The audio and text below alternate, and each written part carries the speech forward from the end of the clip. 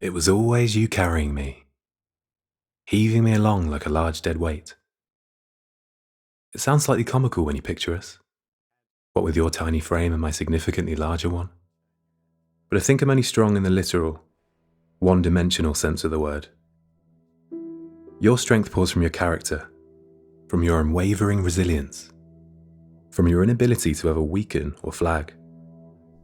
I've tested this toughness better than anyone with my late-night confessions, jagged truths that I'd often fight to try and keep inside. After those brief moments in which you'd leave yourself open, the minutes we'd spend together in the dark, sensing one another's misery only from rasping breaths, short sniffs, and the wetness of a pillow, you clear your throat and speak up. And I know you composed yourself, returning to me stronger than ever.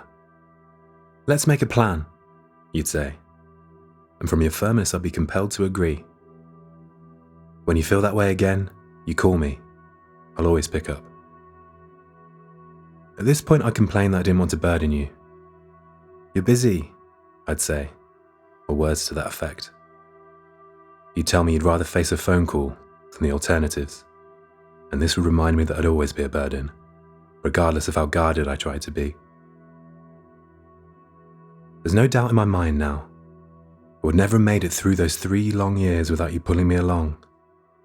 You were the single glow of light inside an unbearable tunnel, the only hint of escape when no ending could be sensed. Just seeing the way it wounded you, whenever I shared those low-day thoughts, was enough to stop me from carrying out my intentions, to prevent me from inflicting irreversible pain on the one person who deserved it the least. "You can feel better," you said once.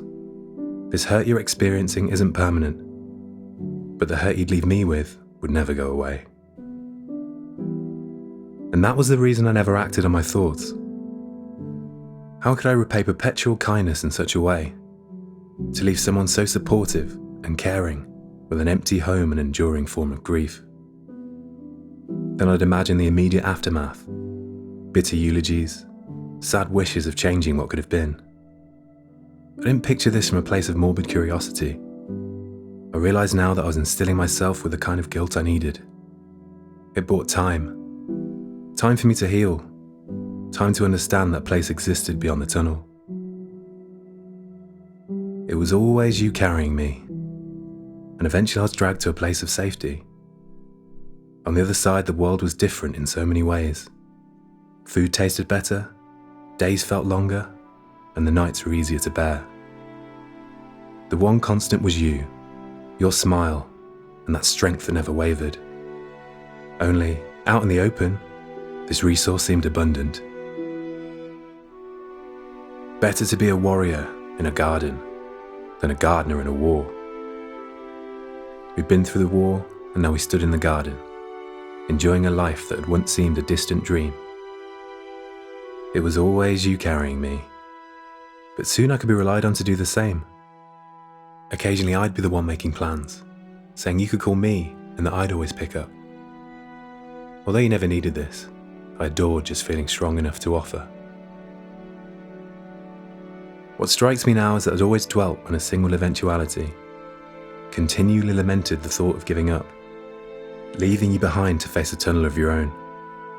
Although part of me sensed you'd still have the power to make it through, bereft of my glow of light or the hint of escape, you'd still crawl along and eventually reach the garden on the other side.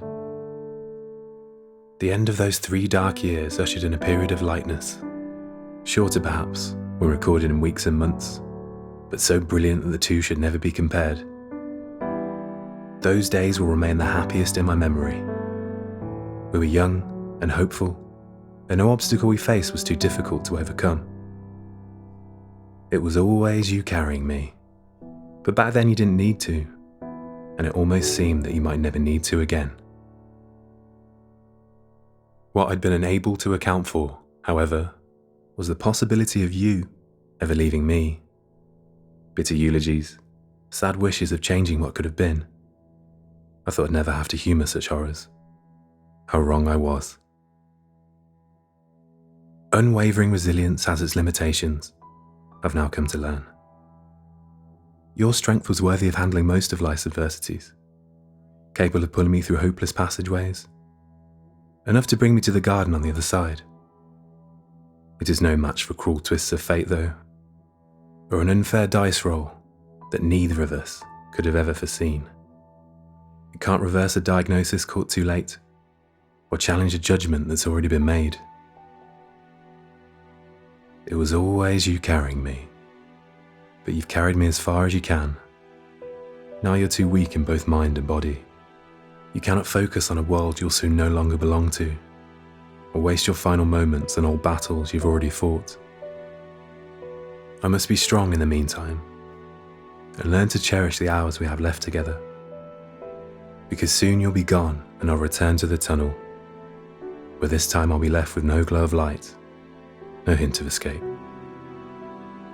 It was always you carrying me, but your journey will soon be over. Although I'm still young, I'm no longer hopeful, and it feels like my journey might soon be over too.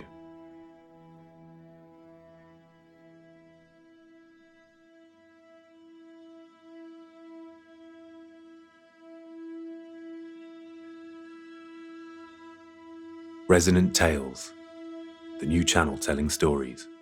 Like and subscribe for more.